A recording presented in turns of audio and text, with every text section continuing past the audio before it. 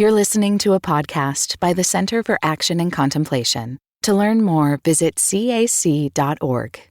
The poet Jim Harrison says, "In a life properly lived, you're a river. You touch things lightly or deeply. You move along because life herself moves, and you can't stop it. You can't figure out a banal game plan applicable to all situations. You just have to go with the beingness of life, as Rilke would have it. The art of life is learning to see what forms the bends, the turns, the eddies, the patterns that are shared, yet diverse, across human experiences."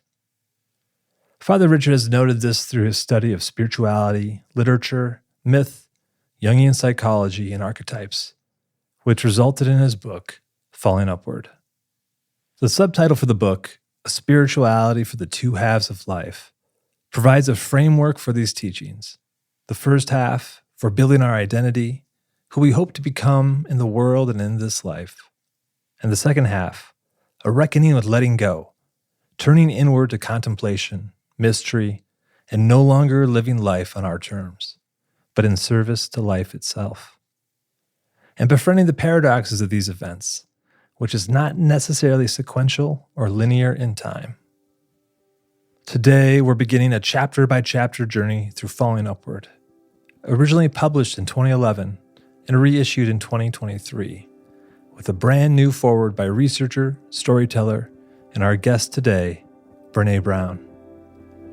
But first, we're stopping by Richard's hermitage to catch up with him, to hear his reflections on the themes of Chapter 1, The Two Halves of Life, and how he sees it from his perspective today, more than a decade removed from when he originally wrote it.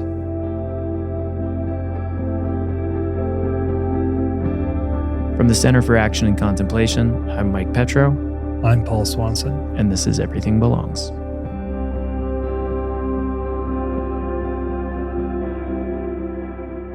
Richard, I want to begin as we talk about your Chapter 1 of Falling Upward. You named the following questions as container questions that you say they're essential for the first half of life. So I'm going to read them. And they are, what makes me significant? How can I support myself? And who will go with me? Who will go with me?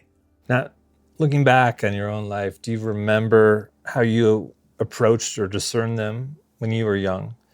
And did that go into consideration as you wrote Falling Upward, when you were thinking about your own first half of life and knowing that there's a lot of folks in their first half of life who will be listening to this? How else did you, were you also thinking about that as a way to support yourself and like who will go with me, that you were joining this band of brothers, the Franciscans? Or how do those container questions, how do you even suggest folks think about that who are listening to this in their own first half of life? My main point was I had a grand capacity to fool myself. I thought, now I'm giving up a job. Well, I was letting other people pay my way.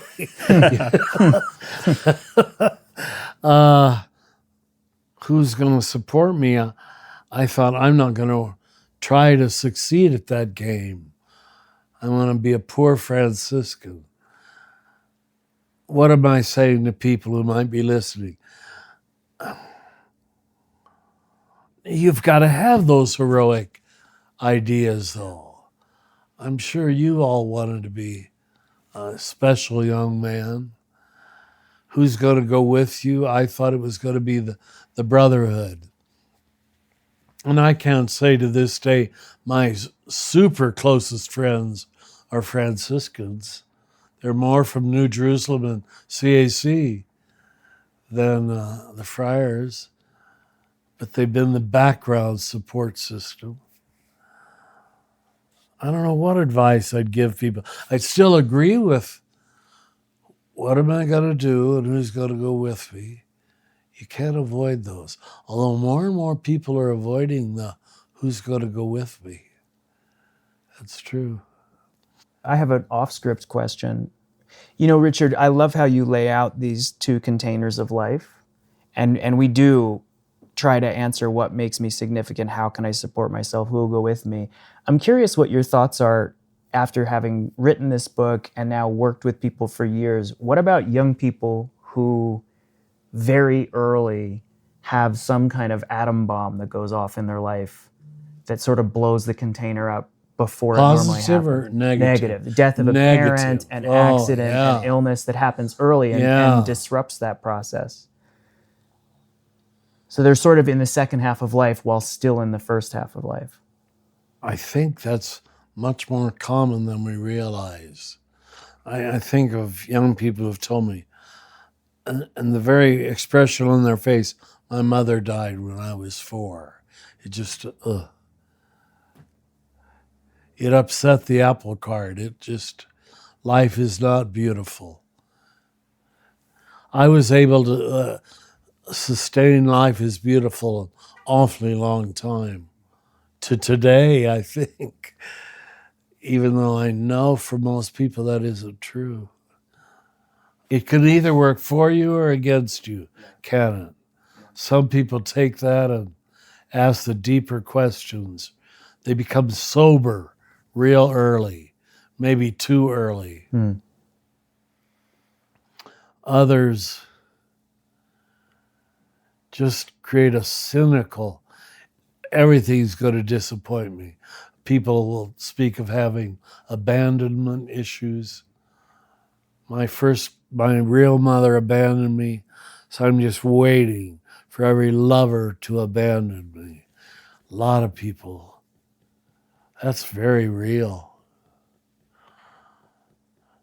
You know, it's all the storyline that you give to your narrative.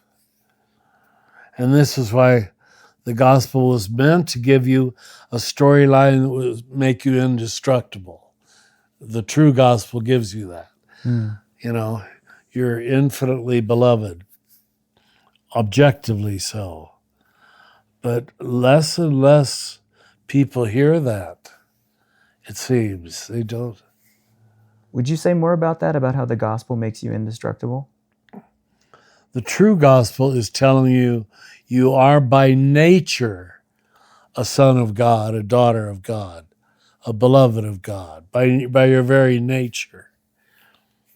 It is not attained by any exercise, performance, fasting, praying. It is your nature. Your true nature is God's nature. Now, if you can find a way to rest in that already as a little child, however a child understands things, you've just got a huge head start. You don't have to pander for praise, for notice. You enjoy it when it comes, but you don't need it. That's a powerful line. Your true nature is God's nature. I think so. I think that's what the gospel is supposed to say to every human being. You're already one. But you have to go into extreme separateness and re-choose it for yourself. Maybe not extreme, but separateness. The trouble with the modern, postmodern world is we make that separateness so entertaining. You understand? Yeah. I can go to a concert tonight and go hiking tomorrow. And so we enjoy being out there, doing our thing. And I think God lets us enjoy that. He enjoys it with us, in fact. It's okay. Don't waste time in guilt or shame. But we do. If I'm hearing you correctly, when you say our true nature is God's nature, it's almost too much to bear. So we have to build some sort of container to kind of separate until we're able to allow that container to burst out. And we just have the contents of that. And this feels connected to, at least for how I'm understanding, not that it's always linear, to your point, or sequential, that the first 2 halves of life, but that they sometimes happen in tandem. But when we talk about them in these kind of frameworks, we lay them out linearly. Yeah. Well, it's interesting, too, because I think a huge portion of our listenership are folks who have experienced some degree of not helpful, dare I even say toxic religion, and then deconstructed it. And a lot of us, have the double whammy of unhelpful religious beliefs and maybe a family of origin that does not teach us that we are infinitely lovable and worthy of love. And so we spend the first half of our life trying to prove that we're worthy of love. Yes, that's so true. The new thing, I mean, when I was growing up, a lot of us had very unhealthy religion, but we didn't know it. We thought that was religion. So we have made an advance that people are able to recognize there is such a thing as toxic religion that makes you narcissistic, cloying, needy, a cult of innocence. How can I prove that I'm innocent? What a wasted journey. When I see the extent people will go to prove they're not guilty, I say, why do you need to do that? God loves you in your guilt once you see it. I love the way that we've brought Jesus into this conversation around falling upward. I hope so. And there's this metaphor that you use in this chapter that Jesus uses of the new wineskins.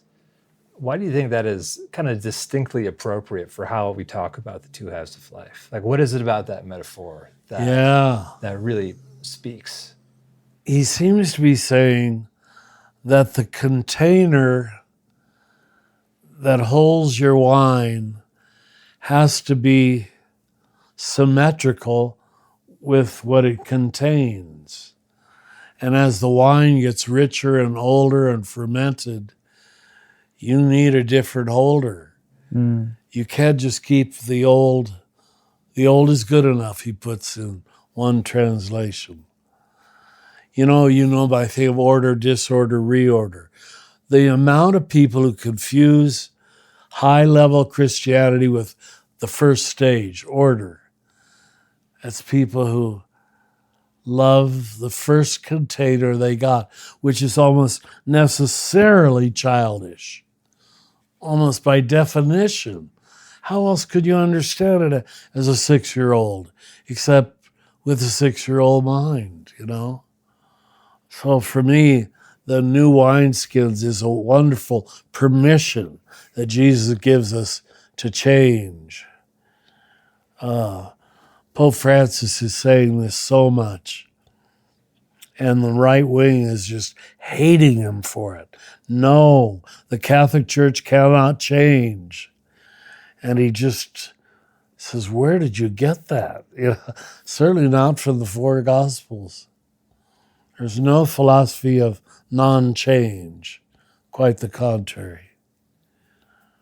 I'm glad you brought that up. I like that image of new wine, new wineskins, new depth of appreciation. I mean, I don't read The Office anymore. I hope that doesn't shock anybody. But a priest is supposed to read The Office every day. That's the Psalms. Do you prefer the American or the British version? And I love the Psalms more than ever before. I have no doubt they're inspired, but Lord, I chanted them for 13 years in Latin and then English. And I love them. But that's not my spirituality anymore, to chant psalms. It's interesting. I really like this question a lot, Paul and Richard. I like what you're saying a lot, because for me, when I think about, just in the context of the conversation we're having right now, new wine and old wineskins, so many of us in the religious systems that we grew up in and in our personal lives built containers to prove our worthiness, right? We don't know. That's the cult of innocence. Right. We don't Very know good. that we're loved or that we are love incarnate. And so we build ways to try to prove that we're worthy.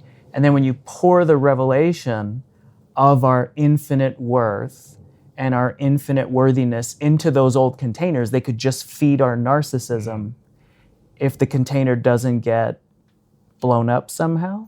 Mm-hmm. Does that make sense? It has to fail you. Okay. It has to disappoint you. It has to show that this is not making me love God or neighbor. If it's not helping me love God or neighbor, you don't need it. at that point in your life. God, I think of the heroic deeds we thought up every Ash Wednesday. How can I, just as you said, get God to love me this Lent? Yeah. But even that, God smiles at. Well, he's still a little boy. He's still my little boy. I love him, but he's got a lot of years of life yet. I'll let him live till 80, till he finally gets it. Yeah. What else you got? This has been wonderful. This has been a wonderful conversation. This chapter. We'll get some new wine, and New wine. Oh, that's we'll a good idea. Clink glasses and, Yeah. and toast to this conversation. No, I just want to say to both of you, Paul and Richard, I really appreciate this. I'm going to be thinking very, very deeply about the wine and the wineskins and just our infinite identity as being loved and being love, and how the container that carries that, whether it's a religious institution or our personal psychology, if it even can, right? And maybe the revelation itself breaks the container. That's just, I'm going to think about that one for a while. Thank you. I really appreciate that. Good students, all of you. Thank you. Thank you, Richard.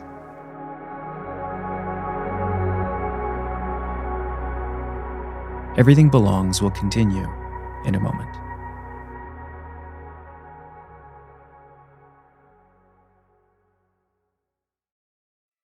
What does it mean to embody salt and light? In 2025, Richard Rohr's daily meditations turn to Jesus' timeless metaphor for reflecting love into the world. Amid this season of uncertainty, join us in living with trust, being salt and light. For 18 years, the daily meditations have inspired thousands of readers like you. Subscribe today at cac.org/saltlight 2025. That's cac.org/SALTLIGHT 2025.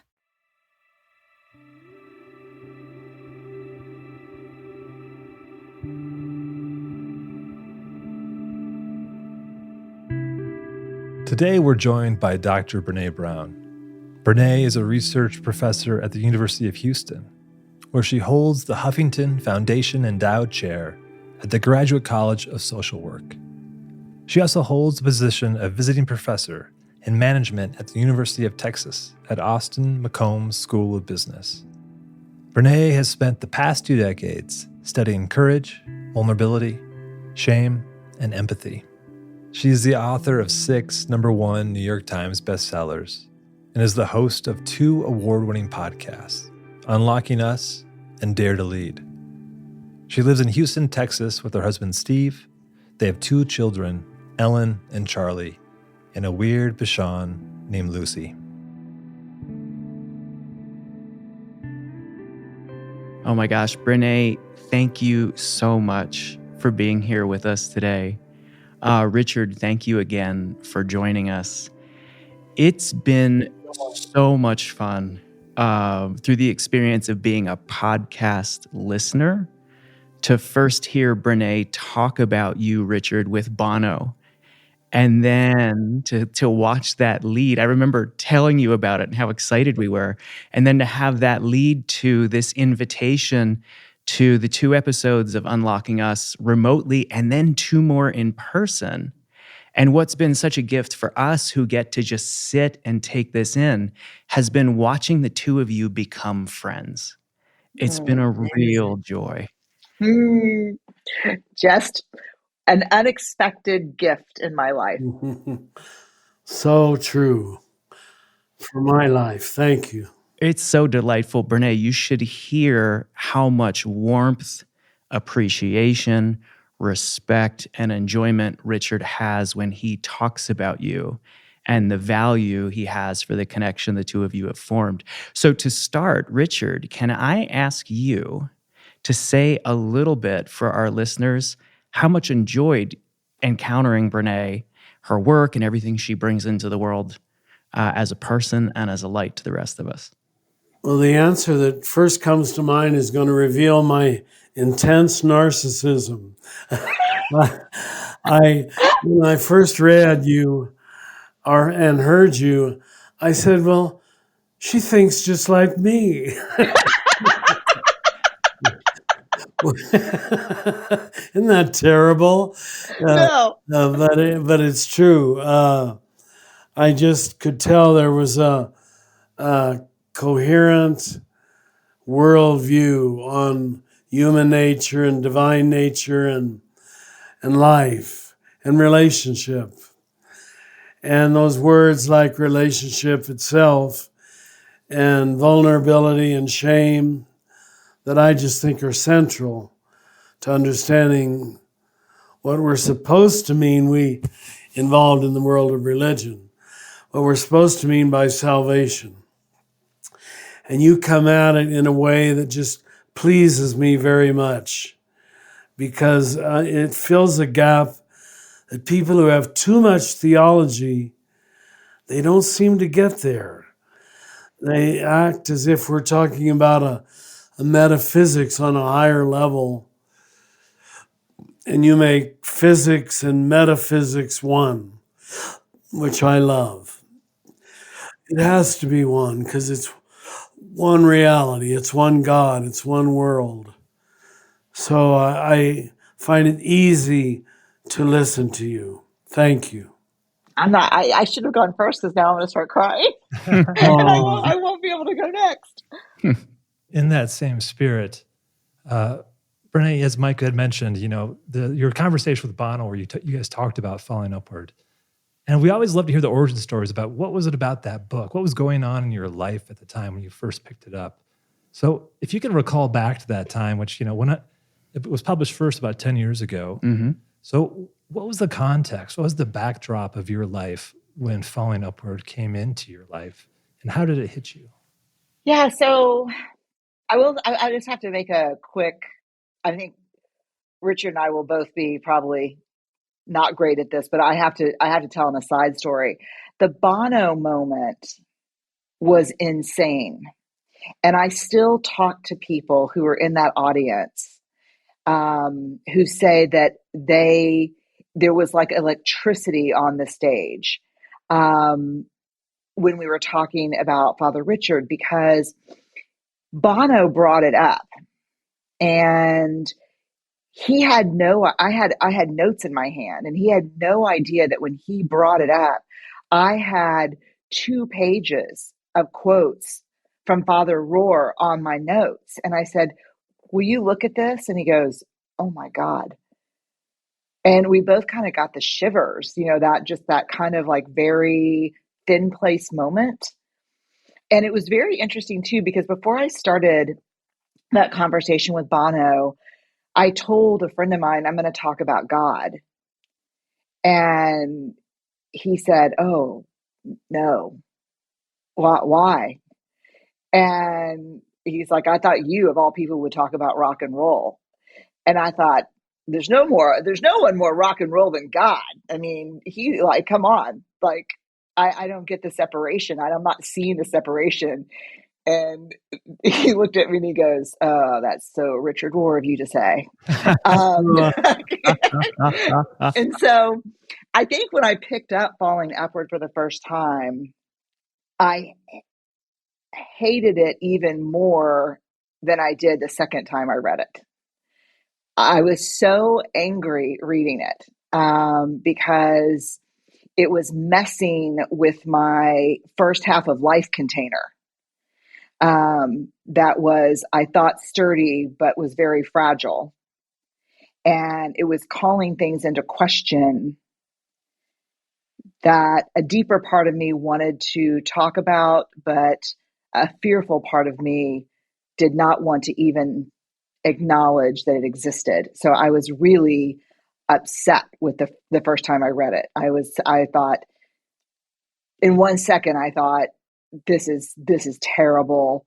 This is the truest thing I've ever read. I hate this book. I'm going to sleep with it under my pillow. Like, I just, I had all the feelings about it, but couldn't quite get there because it was too scary. And I knew it was true. And the truth is so scary. And the first half of life is so perfect for running from it. Mm. The terrible nature of truth. I think that rings for a lot of us. Richard, how does that land for you when you hear Brené's experience of having that book land in the terrible nature of truth, not hiding anything. It's very humbling because you're being heard at a very deep level, or you wouldn't make those connections she's already made. So it's saying more about her than me, but it's still humbling that somehow I was a little instrument in her hearing. It's very gratifying because I respect what you're doing in our culture, and it's so needed. I want to do whatever I can to support it. Thank you. It's hard. It's hard because I've always experienced your work as, even when I read the daily things that come on my email, you manage somehow, and this is probably narcissistic on my part because someone told me this about my work, but I didn't understand what they meant until I thought about your work. But it's like a warm hug and a punch to the gut at the same time. Wow. It's like, I love you and you need to hear this. Mm-hmm. I have to say, I understand that way of thinking. Yes, great truth has that capacity, has that impact. Thank you. Mm-hmm. There's warmth in it, and there's a little hurt in it. A little push. Yeah. Forgive me, God. Yeah, a little push. In that same hurt and that little push, 10 years have passed since that first book, the first edition was published. And Brenè, you were so kind and to offer the gift of writing the foreword for the second edition of Falling Upward. And as you said, beautiful foreword. Wasn't it beautiful? And how homesickness, yes. Yeah, we want to dig into that. As you were prompted to reread it after writing that foreword, or maybe before, what stuck out differently? How did you hate it differently this go around than the first time? How was it felt as a warm hug with the punch in the gut? It felt like it saved my life.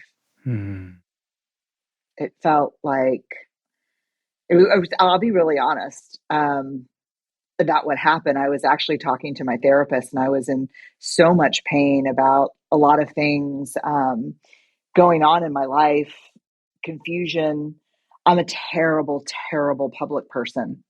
I don't enjoy being a public person. I don't like being told that I can't talk about God because I'm talking about science, and I can't talk about this because I'm not easily category. I'm not filed away easily.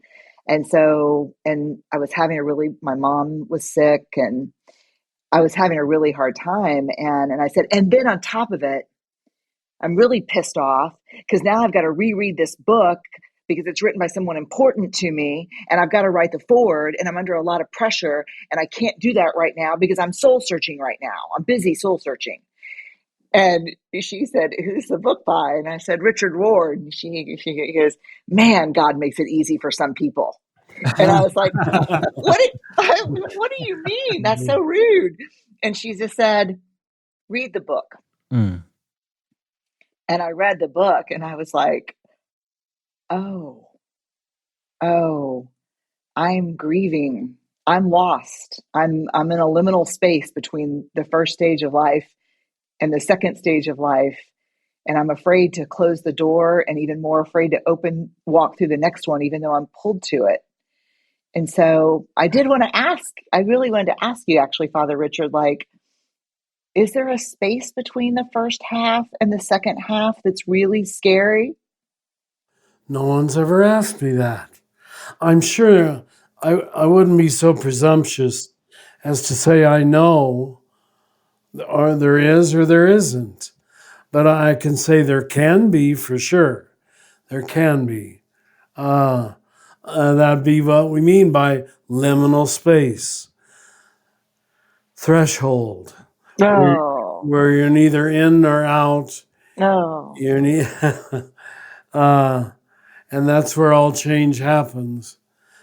So probably it's likely. Because you don't just jump both feet into the second half of life. You slowly find yourself there. but it makes awareness of it is painful. Like I know I'm in the threshold. I know I'm in the liminal space, and I'm not drawn to going back at all. No. Even though I did the first half, I really knew how to nail that. I could do that. But I don't want to turn around, but I'm also scared I'm keeping one leg back, one foot back in the threshold as I'm going through. Like I'm scared. I really am scared. I'm fearful. A metaphor that again comes to mind listening to you is one I used at a wedding sermon I gave a few weeks ago, and it keeps recurring. I'm calling it walking the plank. Mm. And I'm seeing more and more things that matter, the fruit of walking the plank. You as a married woman, a faithful married woman, you had to walk a plank and fall into something. It had to be scary. I think true love always is. And if that's true of human love, why not divine love? And each time you surrender to a new situation or person, it's walking the plank. I think if we'd given people a metaphor like that, instead of the word faith, which is now so destroyed by religious connotations, we might have helped people a lot more. So you're walking the plank again, it sounds like. Great people always do. It's their whole life. It's so hard to walk a plank when you've spent the first half of your life building what you thought was the perfect ship. Very good. That's a good response, Do you know what I mean? which shouldn't demand a plank. Yes. Yes, let's just stay on this perfect ship. In my case, being male, Catholic, and American, and that was Yeah. yeah supposed to make me human. I really wish it were that simple, and most people do, and they think the work is done. Just keep being more Catholic, more American, and more gender bound. Yeah, yeah. It's funny too, because if I built that ship, I built the plank too. So it's part of me that's probably connected to God knew I'd have to walk it someday, but I'm comfortable in my ship. It's custom built.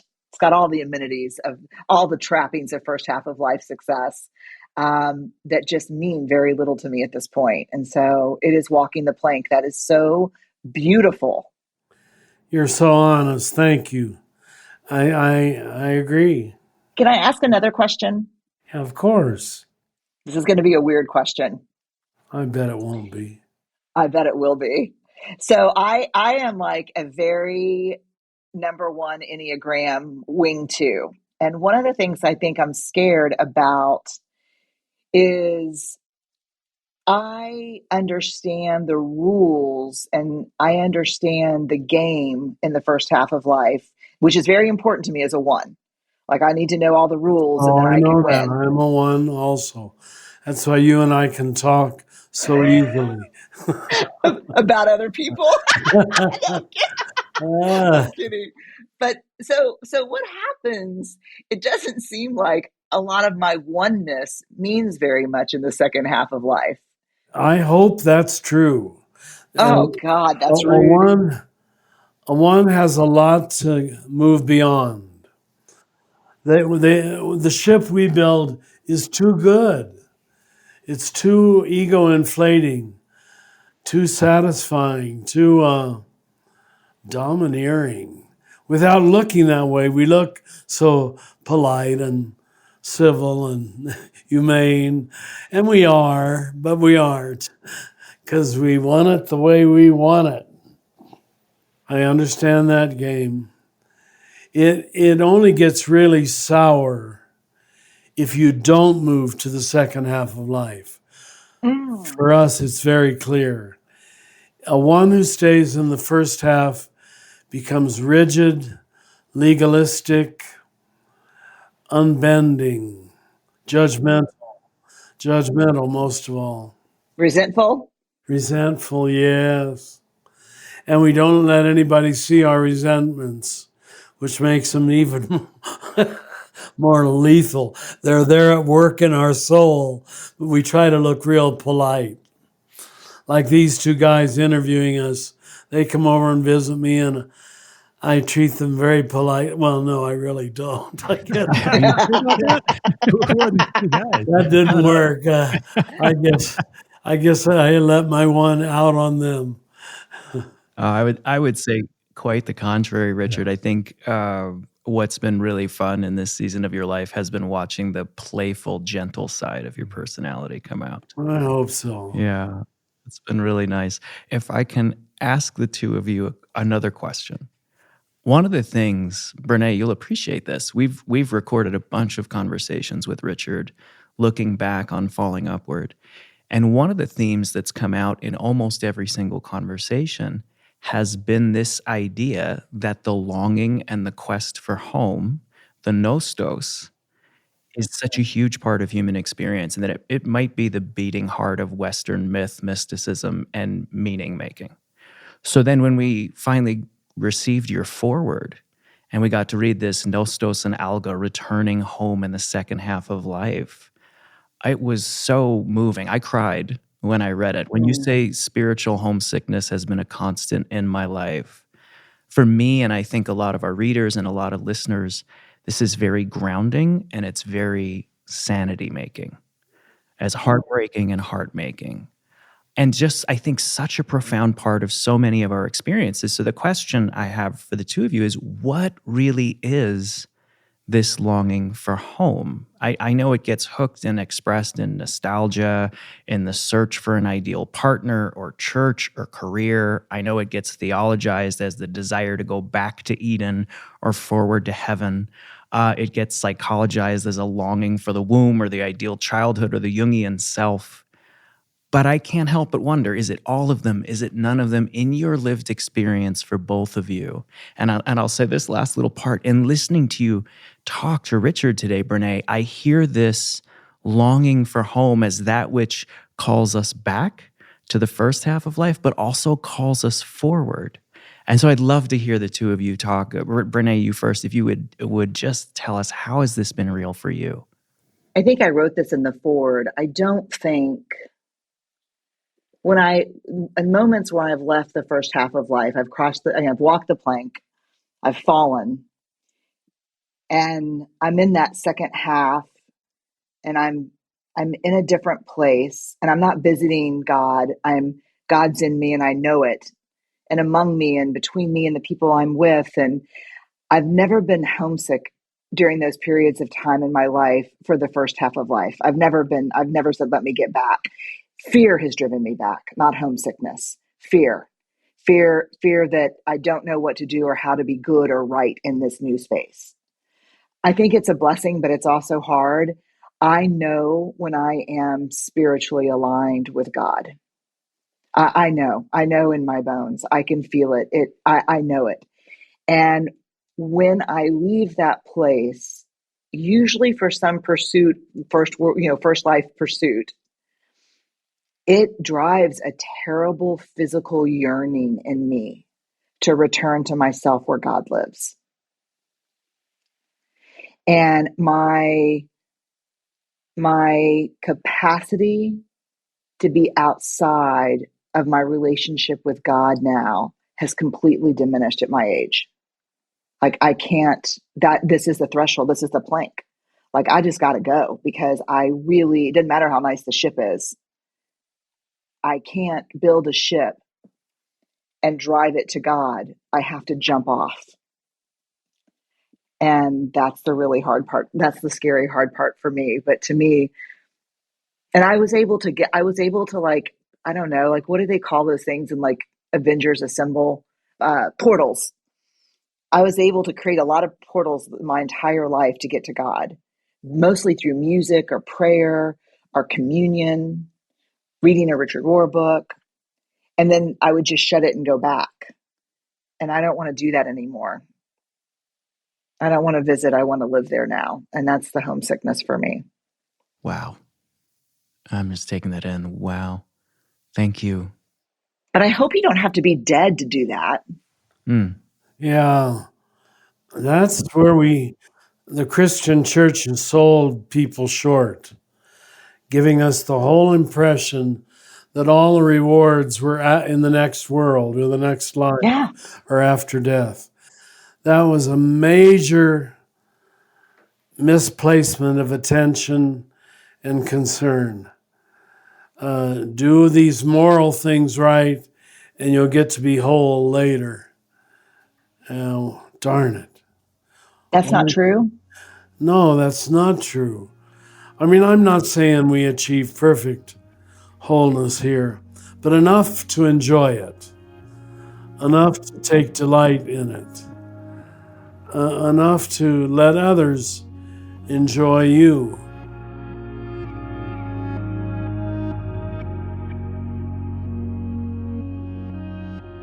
Richard, can I ask you to say just a minute, if you would? You've already talked about joking with Jim Finley about living in the third half of life.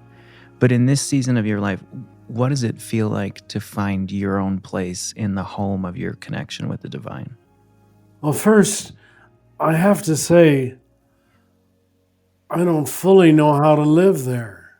I'm used to living out of, after 80 years of building, an education, a persona, a reputation, a career. You've worked at those things so long, you, on a certain level, no, a very real level, you don't know how to live without them.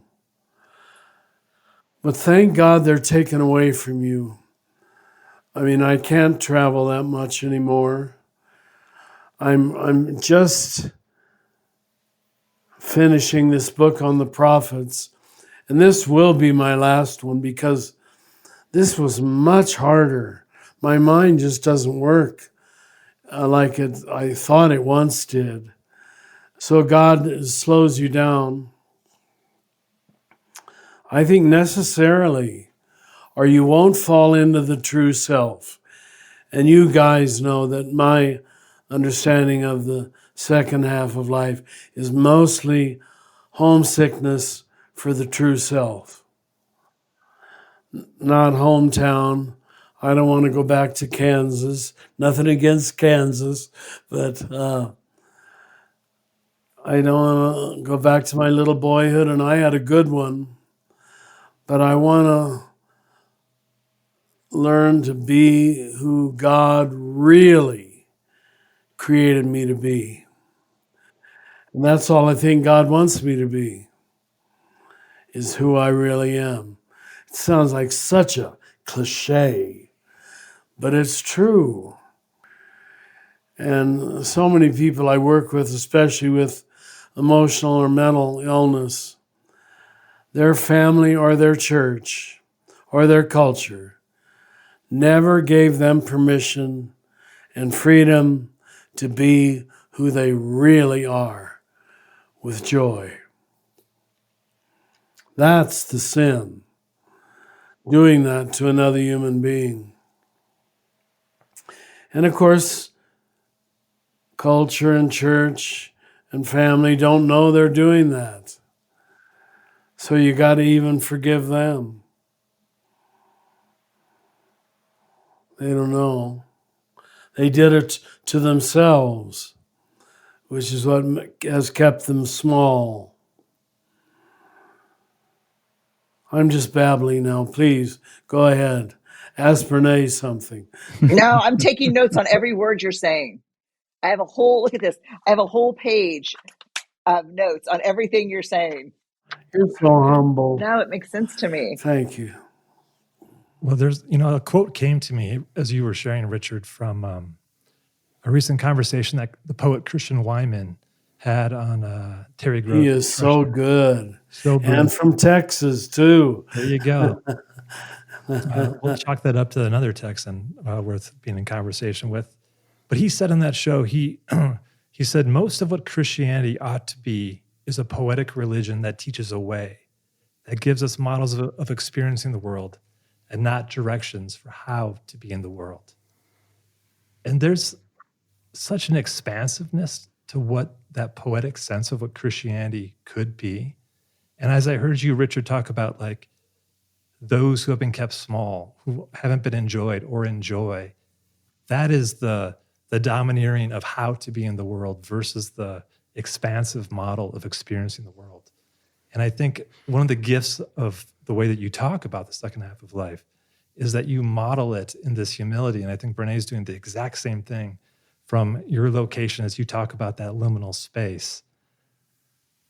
How does that land with you, just this sense of a poetic way of Christianity rather than a directive? Using the word poetic is really brilliant because spirituality and religion are the difference between poetry and prose. Poetry is spirituality. It's indirect, it's subtle, it's not hidebound to one definition. Now, most people's religion is, and that's what keeps them religious but not spiritual. And maybe the single most liberating thing that's happened in our lifetime is the amount of people, especially in the last 15 years, who call themselves spiritual but not religious. They're more into poetry while not throwing out prose. They're more into spirituality without needing to react against religion. And the previous groups, you just get tired of this reacting against religion. You just say, oh, come on. It's a waste of your energy. You've only got one life. It meant well, just like you mean well, and your mother meant well, and everybody means well. Give them the benefit of the doubt. Give religion the benefit of the doubt. It made a lot of mistakes, mostly in the area of verbalization. It didn't know how to verbalize mystery. And so it gave too rigid categories. And then people reacted against our verbalizations. Let me give a Catholic example. We created the really philosophically based doctrine called transubstantiation, that the bread was transubstantiated into Jesus. Now, I know theologically the realism, that's the word, they're trying to protect, and that's good. But we've had 5 centuries now of arguing about transubstantiation. And we fight for something that isn't what we're really talking about. What we're talking about is presence. How do you access presence? And that's why we call our center a contemplative center. The contemplative mind knows how to access presence. If we would have taught that, instead of trying to make people defend the philosophically categoried thing, transubstantiation, we would have served religion much better. That's my opinion. But I give that as an example. Does it work? Oh, Does that make sense? it completely makes sense. I don't see the 2 boys nodding their heads. No, I I was smiling. Sorry, I was silently agreeing. yeah, I'm mentally taking notes and physically doing so and formulating questions. And I do have a follow-up question, but Brenè, if you wanted to speak to that first, I'll hold my question for a second. No, it makes complete sense to me. As someone, I was raised Catholic. My kids went to Catholic schools. I went to a Catholic school. And if people ask me, people do all the time interviews, or for some reason there's this curiosity about my faith practice. And I'm always like, I'm a practicing Episcopalian and I'm probably at heart a Catholic mystic. Um, but I can't find a good Catholic mystic church around. But I just can't go to church anywhere where there's no mystery, because that's the whole point out of it. Like if I can't find mystery at church, and having been raised Catholic, it's like the mysteries of faith, and so I get it, and that's why I think I can give religion a break. But I'm in a world full of people who are not neurobiologically hardwired for uncertainty. It is very easy to peddle certainty. It is very easy to get on the certainty grift, and so I get it. And I get how the church next door is telling people exactly what to do, and people love it. So we need to tell people exactly what to do. And I get it, except I just don't want it. I just don't, it doesn't reconcile with my experience of God as a like, and I think that's part of the plank, the second half of life, walking off that plank that Father Richard was describing, is mystery. And mystery to me is also the difference between poetry and prose. There you go. Yeah. The appropriate response to mystery is awe, wonder, Yes. not Yes. explanation. Yes. And to go back to my example, transubstantiation is an explanation, but it doesn't elicit wonder or awe. It pulls you back into your left brain where you like to argue. And that gets you nowhere. It's interesting. I appreciate that. One of our mantras around here is practicing exploration instead of explanation. It seems like so many of us have ideas and plans, and then these ideas and plans encounter reality, right? And one of the themes of your book, Richard, is that sooner or later we are going to fail at something, despite our best ideas and plans, or something is going to fail us. And so I'm curious for the two of you. You are both brilliant thought leaders who have gifted the world amazing insight, and you both seem to be really good at life. And from that place, our listeners or your readers might say, sure, okay, but also, how is failure really the beginning point of all this? What insight could you give us into this notion that at some point we have to go beyond our plans and our ideas? How's that been real for you? I don't know where to start. It seems to me we live in a culture that's made winning almost an ontological, metaphysical truth. It's true. In people's ecstasy, go to an arena or a sports field like in Texas. Forgive me. I just could. And here too, I'm just teasing you. I love it. And the ecstatic cheering isn't worthy of a game. It really isn't. I see evangelicals raising their hands at prayer. Now that at least I can see a coherence between the action and the object, that supposedly we're cheering the goodness of God. Okay. But that same ecstasy in painting your face purple and jumping over anything, and well, I don't need to bemoan it. It's just the reason I am this concerned is we've made the win-lose paradigm so basic that we in the world of religion have defined the gospel in terms of win-lose.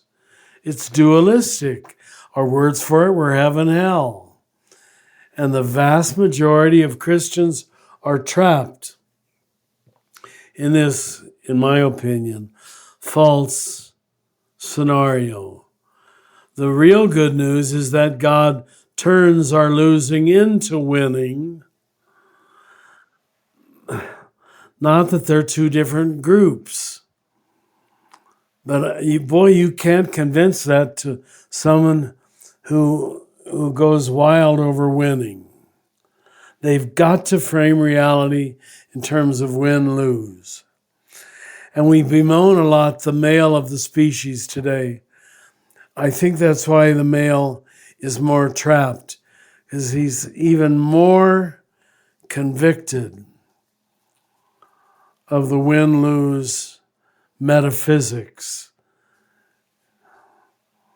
That it's substantial, that it matters, and that it matters eternally. But that the good news could be, even those who appear to be losing are still beloved. Why does that scare us so much? I just finished my chapter on the prophet Ezekiel this morning. And there it all is again. The dry bones, breathe on the dry bones and tell them, live, live, live. That we don't want to do that. I don't know why. Maybe we're not that excited about life ourselves. I'm rambling now. Stop me, one of you. No, I'm at church. Like I will not be the good person to volunteer to stop you. Like Yeah. I'm taking notes. I'm thinking about this. Like I'm rethinking. I'm rethinking my request to have you pray for the Texas Longhorn football team. Yeah.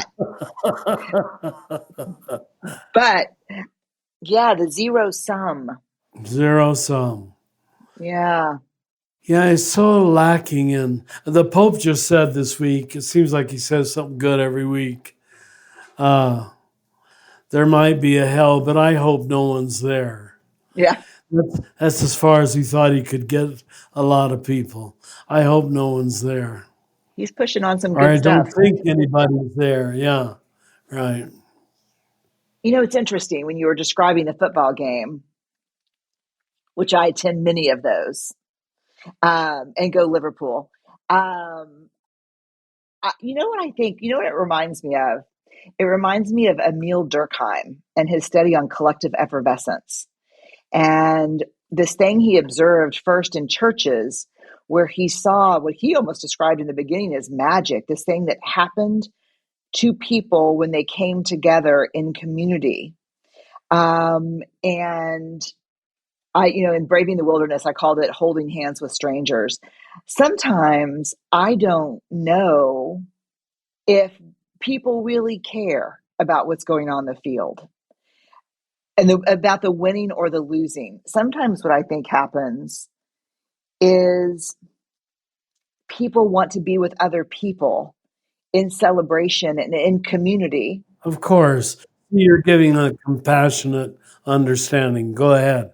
Maybe, but I do think it can slip into what is more out of collective effervescence and into very dangerous groupthink because bad things can happen. But I remember talking to my son, who's 18, and of course that, a very deep thinker about things. And we were talking about fantasy football, and I was like, "Oh my God, you're obsessed." And he's like, "Mom, this is just a way for dudes my age to be able to call each other every day and talk." He said that. Yeah, He's and I was smart as his mother. and I was Wow. like, "What do you mean?" And he said, "It's just, this is how we connect. This is how we are That's to, so true. And so I wonder sometimes if, because otherwise, I've thought about it. I've thought about what you're saying so much, because I'm like, why would these people pay thousands and thousands of dollars for these season tickets for a Yeah. losing team? But they don't care. They just put on the same No. outfits, and they break bread together, and they hold hands, and they sing the national anthem together, and they know cheers and chants, and Good for you. That's it. it's misplaced something. Yeah. But I think we're starving to be a part of something that's bigger than us. Of course.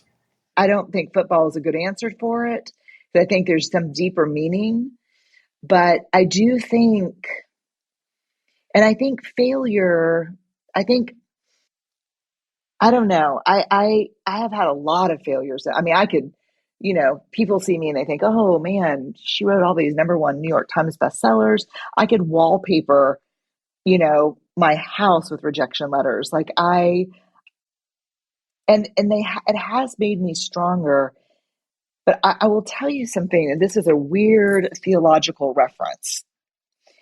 But I was listening to a podcast with Rick Rubin, the music producer, and in my liminal walking the plank space, trying to think about whether I want to chuck my career or not, like just get rid of the whole thing. I'm so tired of a lot of it.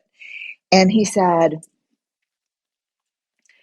when your work is an offering to God, you don't feel that way. When your work is an evaluation of whether you're a good person or not, that's when you feel that way. That's true. Do you think that's true? He's wise, yeah. Doing it for God cleans the slate. Yes. It clarifies everything. It's what Jesus meant by clean heart.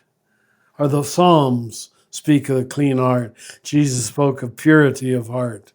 I'm not a good Bible reciter, but there's something in the Bible that says something like, y'all can tell me what the right one is, but my translation of it for me is, whatever your work is, do it wholeheartedly and do it for God, not for man. Of course. I don't know what that is, but I like it, and it's on a sticky note. You on my can't beat laptop. it. Yeah. You can't really be destroyed. You're doing yourself a favor. If you're doing it for God, who can defeat you? Because God accepts, as he himself even says in Jesus, he even accepts a mustard seed. Yeah. So, come on. Let's do it for God. You're helping yourself and everybody around you. But to do it for fame or money or, Yeah. or reputation. It's empty. Yep. That's the failure that's dangerous. That's the failure people think they know, and that's why they reject failure, because they think the failure they know is the ego slamming, I'm not good enough failure. Yes, that's right. Yeah, it's dangerous. Thinking about that quote that you just shared from Rick Rubin, it's so beautiful. I love the way that it connects from his own Buddhist perspective into, the biblical text as well. I want to ask you a bit of a wandering jaunt question based on work as an offering, and you can let us know what you think about this. So, in Richard's book, in Falling Upward, in chapter 1, he says that in the first half of life, we seek answers to essential questions like, what makes me significant? How can I support myself? And who will go with me? And these are, of course, necessary, self-referential, existential questions. And then the questions of the second half of life, and this goes back to the poetic piece, are more spacious and expansive, like the one that Mary Oliver asks in her poem, The Summer Day. What do you plan to do with your one wild and precious life?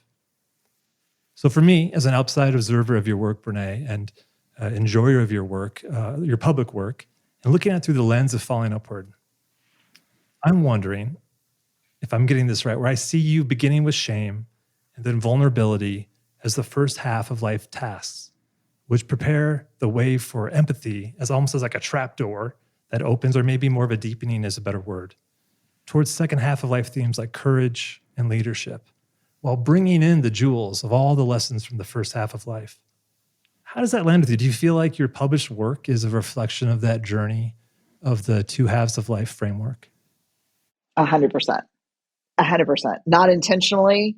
It was like one of those movies that you watch, those mystery movies where the protagonist sees something and then with special effects, they lay a map over it and everything makes sense.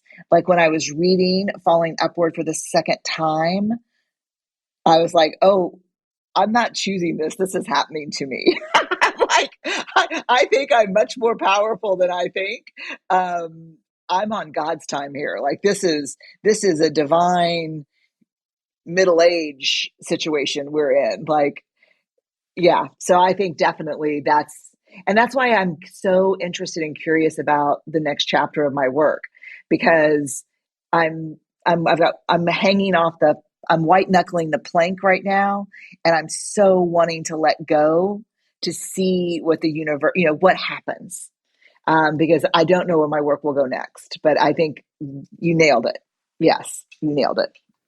That's great. And the ocean is so big. Once you let go of that plank, it's a big ocean. You don't know where you're going to land. You don't know where you're going to drift. I think it's that metaphor, I feel like, keeps working on itself and expanding. Yeah, and I can just work it until we're in tears. But I will tell you that, like the ocean itself, I am drawn to the water and I'm deeply fearful of it. Well, I guess you could say you don't land. That's precisely what you don't do. You ocean.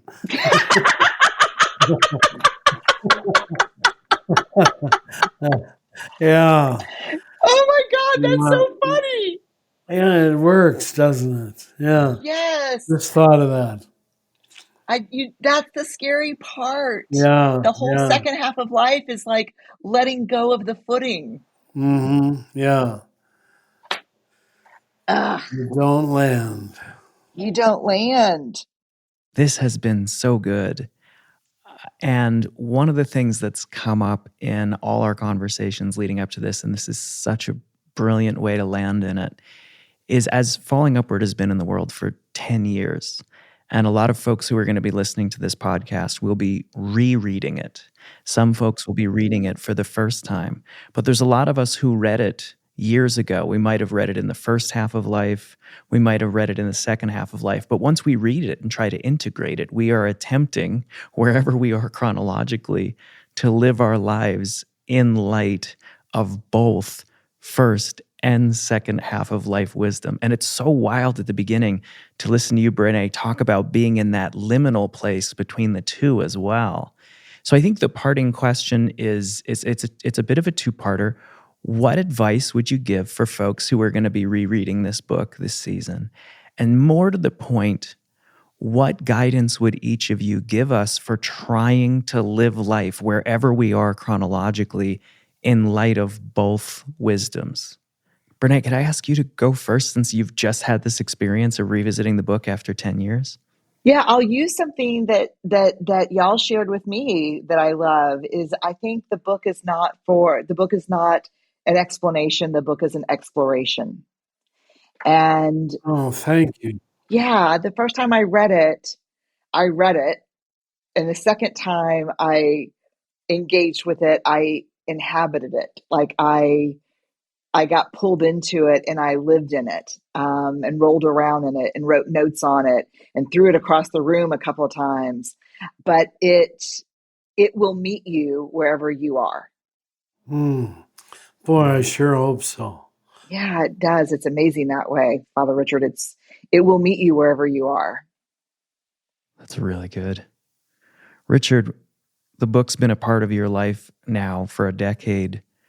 What guidance do you have for all of us who are trying to integrate both halves of life wisdom? Well, for sure, don't read it as a textbook, because it isn't. Don't read it as a recipe.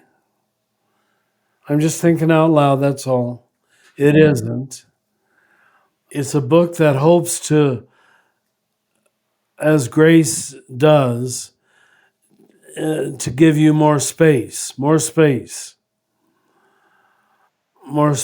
ask really new questions. And in this time where more and more people are leaving religion for the sake of spirituality, I think it might be best as a guide for people precisely at that place. So they don't just think it means believing nothing.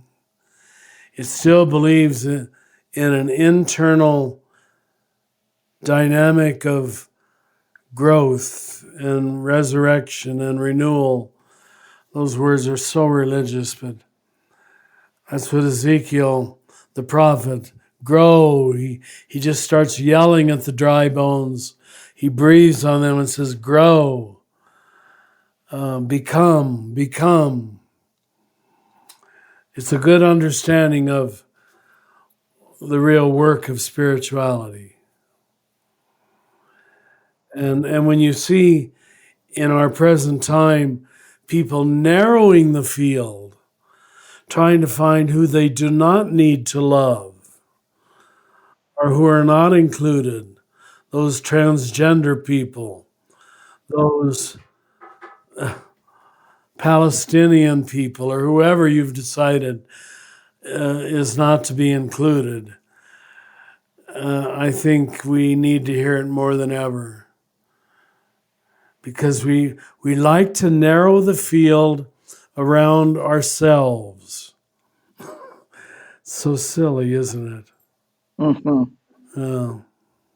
I really appreciate everything you've both said, and I wanna just say, the notion of grace making space is fantastic. Oh, that's it. Sure. Thank you for that. That's fabulous. This has been so good. This has been so great. Thank you both for engaging in an hour-long hug that's warm and then also a punch in the gut along the way. I love it. We're facing reality together, and it's easier when we can laugh and smile in the face of the absurdity of all that is happening in our world. So thank you both so much for offering your gift of wisdom and vulnerability and presence today. Can't wait for everyone to hear this as they dig in deeper to Falling Upward in text or audio. Thank you both so much. Thank you, Paul. Thank you, Michael. And thank you, Brenè. You're a blessing, a delight. Thank y'all.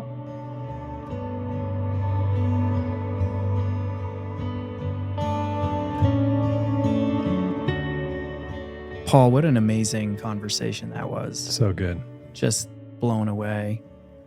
I love and was honored that Brenè repeated back this mantra that we have, that when we look at the kinds of teachings we're going to be exploring in something like Falling Upward, it really is about exploration, not explanation. It's about dialogue, not definitions. And we see that the quest really is in the questions. I feel like Richard sets us up for that right at the beginning of the book. He certainly does. And it's such the foundation, I feel like, of this podcast and the way that you just laid out how we're approaching it. And Richard begins the very first chapter of the book with questions. I'm just going to read a little section from page 1 where he says, "The task of the first half of life is to create a proper container for one's life and answer the first essential questions. What makes me significant? How can I support myself? And who will go with me?" Now, of course, as you answer those, different questions arrive in the second half of life. And one thing that we've noted in our conversations here is the helpfulness of questions on the quest. And out of that learning and gleaning, we're going to end each podcast with a question to leave for consideration to those listening as they allow this conversation we've had with Richard first in his hermitage, and then with our guest, just to wash over them and see how this question soaks in and saturates and integrates in their life, and how that might help them in their own unfolding path. It's so brilliant. And I love the notion of us sitting with a question between episodes. I have to say, in this conversation, the thing that struck me the most is this new idea Richard's been talking about of love being a walking of the plank. I loved listening to the two of them talk about that. Love asks us to walk the plank and step into the unknown. And that really is the journey of falling upward, is the courage and the willingness to step into the unknown. So I think the question that I would like to sit with myself and leave our listeners with is, what are the ways in your life right now, wherever you are in the journey, the first half of life, the second half of life, everything in between, what are the ways that you are being invited to walk the plank and courageously step into the unknown in your life? We look forward to walking the plank together as we continue the exploration of falling upward in the coming weeks.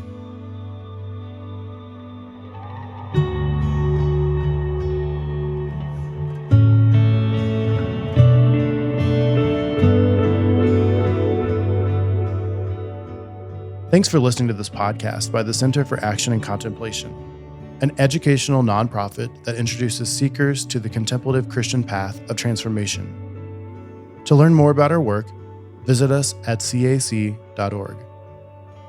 Everything Belongs is made possible thanks to the generosity of our supporters and the shared work of Mike Petro, Paul Swanson, Jenna Kuiper, Izzy Spitz, Megan Hare, Sarah Palmer, Barb Lopez, Brandon Strange, and me, Corey Wayne. The music you hear is composed and provided by our friends Hammock. And we'd also like to thank Sound On Studios for all of their work in post-production. From the high desert of New Mexico, we wish you peace and every good.